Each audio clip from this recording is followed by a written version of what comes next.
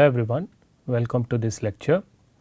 So, the plan for this lecture is as follows. In this lecture, we will see the problem of perfectly secure message transmission, which is also called as PSMT. We will see the problem definition, and we will see that how we can solve this perfectly secure message transmission problem using the help of secret sharing. And then we will conclude with what we call as the private channel model in the multi-party computation. So, let us start with the problem definition of perfectly secure message transmission or PSMT in short. So, the setting is as follows. You have two nodes or parties in the network, a sender S and a receiver R, okay, and they do not have any pre-shared information.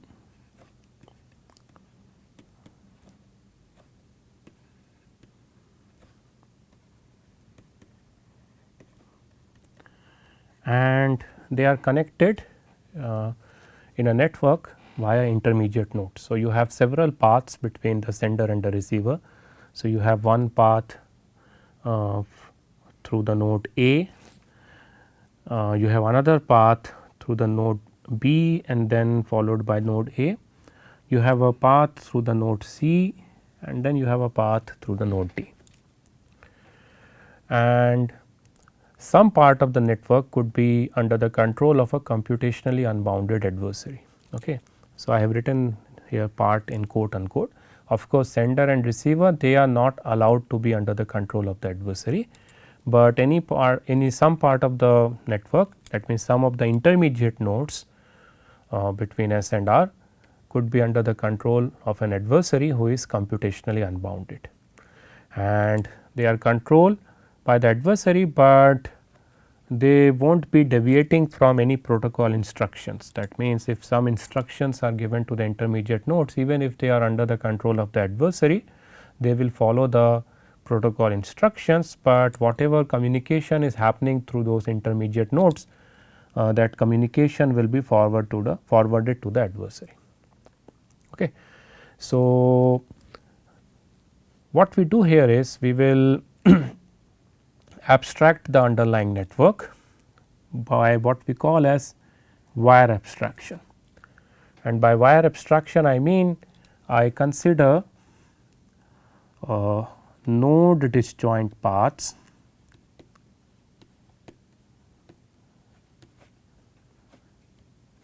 also called as vertex disjoint paths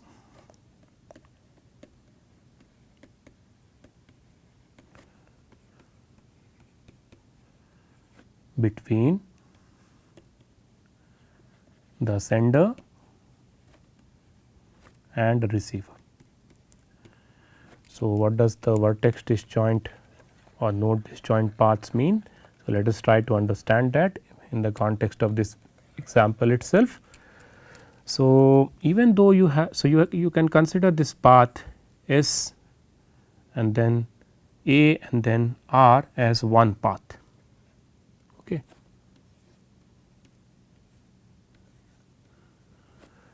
And then even though now you have two other paths, one path going from S to B and B to A and then to R, and another path going from S to C and C to B and then B to A and then A to R, they are not node disjoint. So, if I consider the paths S to B and then B to A and then from A to R, and another path consisting of S to C and then from C to B and then from B to A and then to R, these two paths, they are not node disjoint, because there is a common node, namely the node B, which is present in both these paths. So, together these two paths will be abstracted as a single wire W2 between S and R, and by wire I mean channel, do not consider it as a physical wire, that is just a name. Similarly, the path S, A and R is abstracted as channel or wire W1, and now you have a third node disjoint path, namely S to D and then D to R. right. So, there is no intermediate node here in this path which is common in any of the remaining paths which we have already considered. So, overall I can abstract this network the intermediate nodes present between S and R as wires between or channels between S and R, the disjoint channels. And the reason for abstracting this communication as wires is the following. If any communication is happening through the node A from S to R, that can be abstracted as if that communication is happening from S to R. On the other hand, if some communication is happening from S to R which involves the intermediate node B, and if the node B is under the control of the adversary,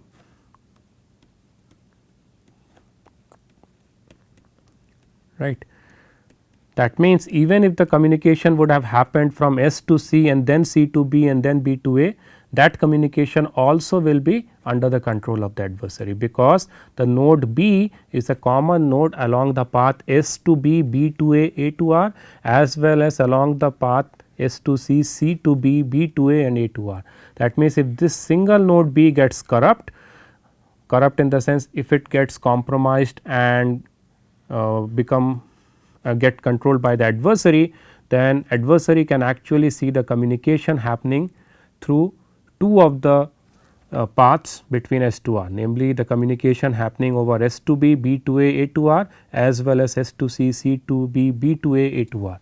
So, that is abstracted as if there is a single wire, right, from between S and R W2, and if it gets controlled by the adversary, then whatever communication is happening over this channel or the wire will be learned by the adversary.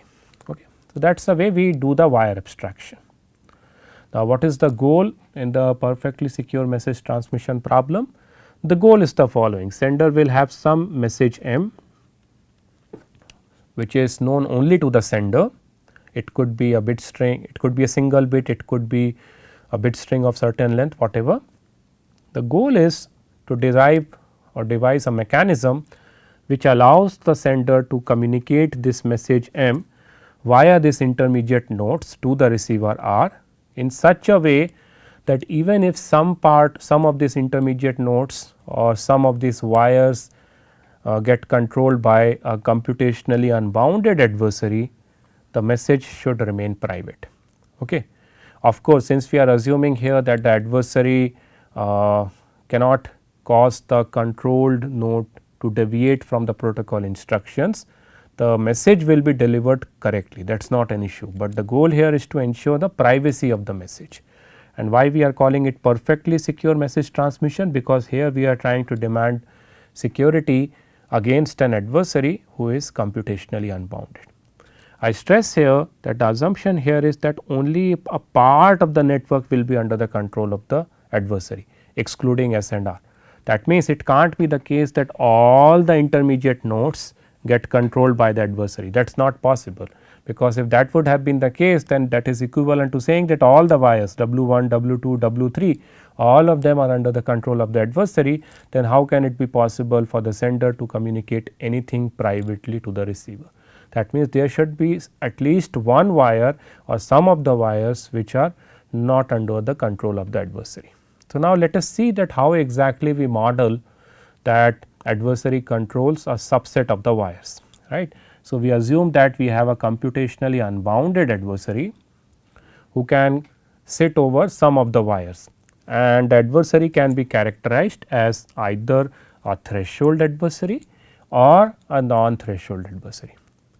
So, in the threshold adversary model, we assume that if there are n wires between S and R, then at most T of those wires can be under the adversary's control, where T is strictly less than n and n is the number of wires between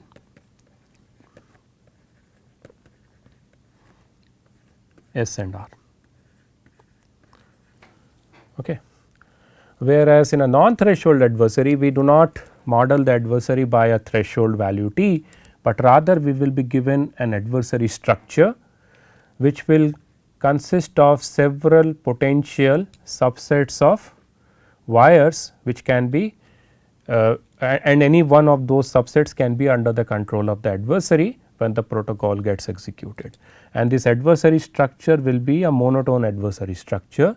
That means, gamma will consist of all the maximal subsets of wires which can be potentially corrupt, potentially get corrupt by the adversary. So, if there is a subset say B 1, then by monotone I mean that any proper subset of B 1, any proper subset of wires of B 1 will also be considered as a potentially corrupt set of wires which can get controlled by the adversary, same as we had done for the case of secret sharing. Okay. So, it is easy to see that if our adversary is modeled as a threshold adversary, then of course, a necessary condition to solve the perfectly secure message transmission problem is that there should be at least one wire which is not under the control of the adversary, namely T should be strictly less than n, because if all the n wires are under the control of the adversary, there is no mechanism, no way by which S can communicate its message in a perfectly private way to the receiver. Whereas, the necessary condition for the solving the PSMT problem against the non-threshold adversary is that my adversary structure should satisfy what we call as Q1 condition. Okay. So, what does this Q1 condition mean? This Q1 condition mean that if you take any subset of potentially corrupt wires from your adversary structure, that should not be the entire set of n wires between S and R. That means, if I consider that say my gamma consists of subsets B 1, B 2 and like that there are say B k potential subsets, potential unauthorized subset of wires over any, and any adversary can sit either the wires in B 1 or the wires in B 2 or the wires in B k, then when I say that my adversary structure gamma satisfies the Q1 condition, by that I mean that B 1 is not the entire set of wires, or B 2 is not the entire set of wires, or B k is not the entire set of wires, and so on. Okay. And it is easy to see that this Q1 condition is a strict generalization of the T less than n condition, right. So, in T less than n condition means that you take any subset of T wires that does not cover the entire set of n wires, right, because T is strictly less than n. That condition is strictly generalized to the Q1 condition, because now the cardinality of this potentially corrupt subsets of wires could be different. So, B 1's cardinality could be different, B 2's cardinality could be different, and so on, because in the non-threshold model there is no restriction that the size of each of this maximal potential corrupt subset of wires should be same. Okay. So, we have seen the problem definition of perfectly secure message transmission. Now, let us see that how we can solve this problem, and we will see here that if you are given a secret sharing scheme in the say in the threshold model, then you can get a PSMT protocol in the threshold model. If you are given a secret sharing protocol in against the non-threshold adversary, then you can design a PSMT protocol against the non-threshold adversary. So, let us see first for the case of threshold adversary, and for the sake of demonstration I am assuming that T is equal to 3. That means, there should be 4 or more number of wires between S and R. Okay.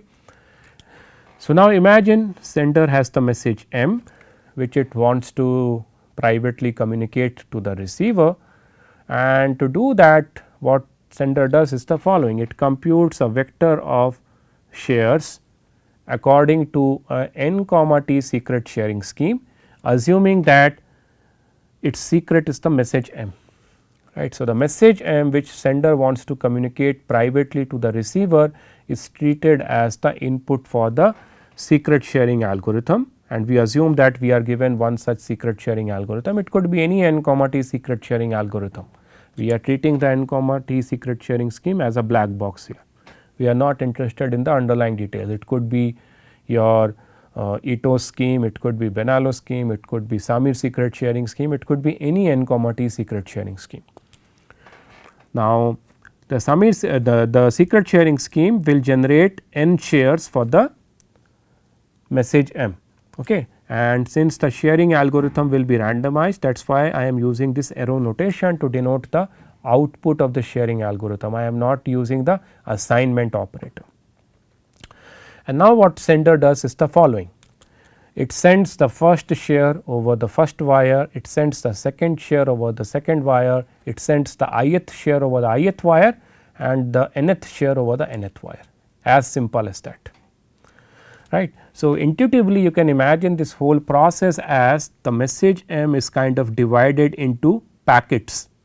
The shares of the message here can be interpreted as various packets, which overall when combined gives you the message m, but these packets have the property that if any t of these packets get compromised, right, gets intercepted, it does not reveal anything about the underlying message. That is how you can interpret the division of the message into the shares m1, m2, m3, m4 and so on. Now, let us see whether the privacy condition is satisfied or not here. So, what will be adversary's view here? Imagine there is a threshold adversary and this threshold adversary can eavesdrop the communication over any 3 out of the 4 wires. It could be say the first 3 wires, the last 3 wires and so on. Say for instance, it eavesdrop the last 3 wires. So, it will learn the shares m2, m3, m4, but will learning m2, m3, m4 reveal anything to this adversary?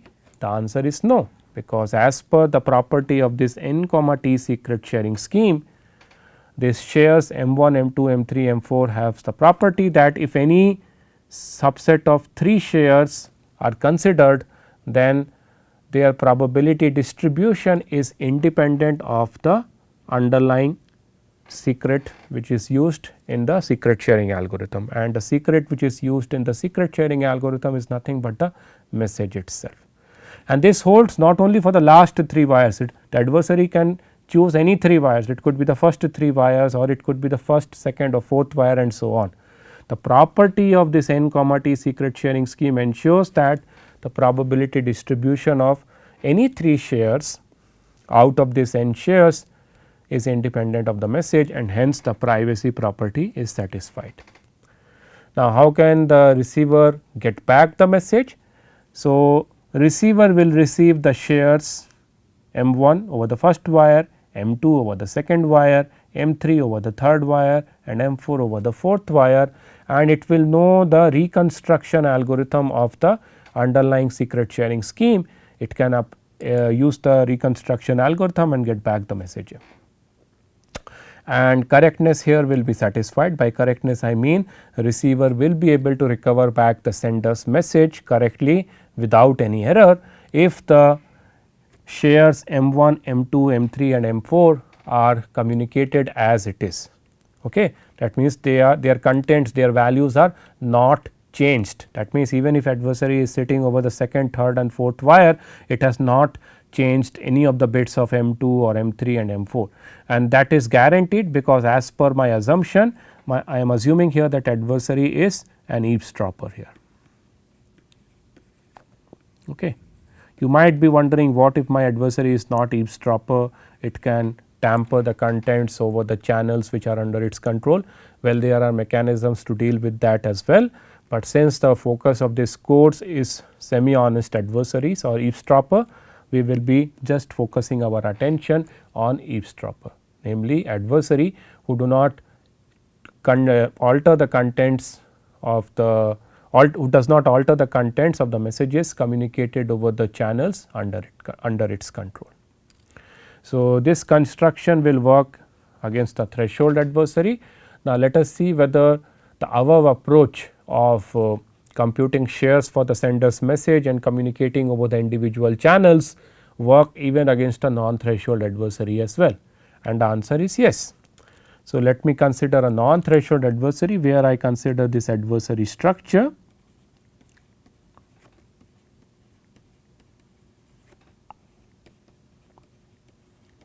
Okay. And this adversary structure represents here that during the execution of a PSMT protocol, the adversary can either control the wire W1 or it can control together the second and third wire, or it can control only the fourth wire. So, now you can see the cardinality of different subsets in this adversary structure are different. It is not the case that the cardinality of all the subsets in this adversary structure is the same.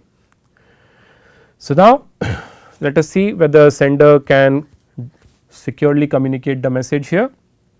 So, we will run the scheme by Ito, the non-threshold secret sharing scheme by Ito et al. Okay. And if you recall what we do in the secret sharing scheme of Ito et al, we find out the number of subsets in the adversary structure. So, we have 3 subsets here.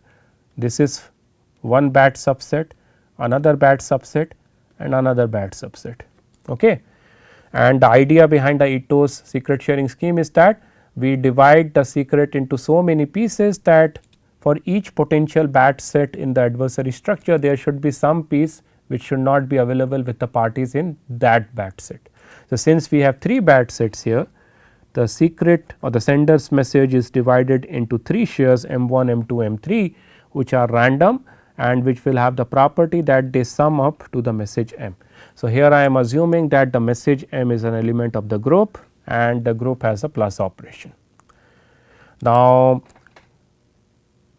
the first part of the message or the first share of the message, not part of the message, first share of the message M1 needs to be communicated to the receiver, through which of the channels it will be communicated. So, again M1 is communicated over all the channels except the channels in the bad subset B1. So, the bad subset B1 has wire 1. So, wire 1 will not be used to communicate the first piece of the message, but through the remaining wires it will be communicated.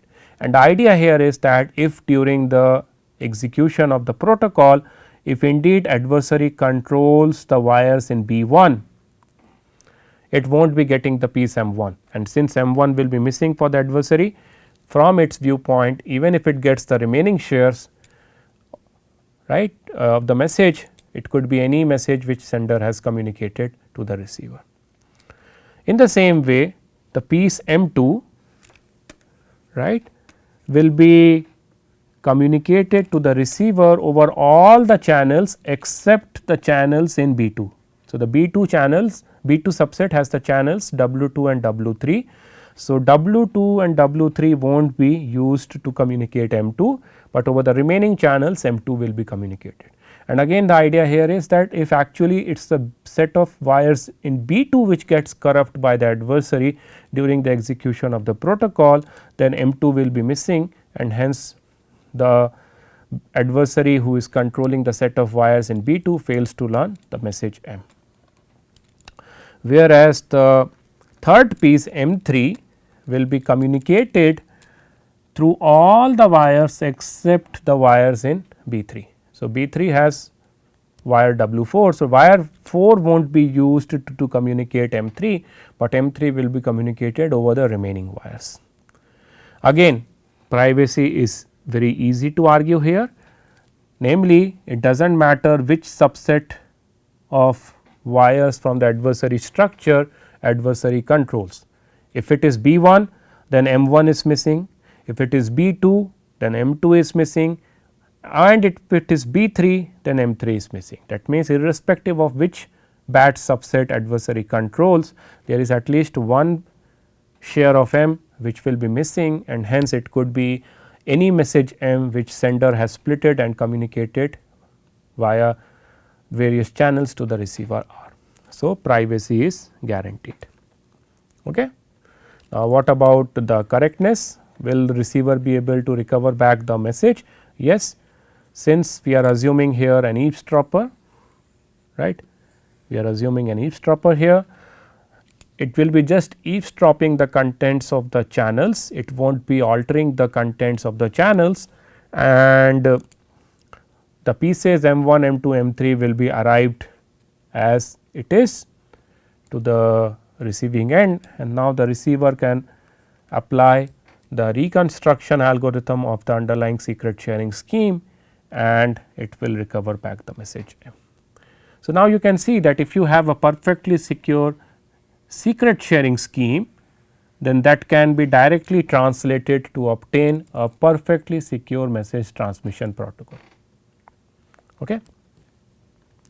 So, that brings us to what we call as the private channel model in secure multi-party computation protocols, which we will be designing later.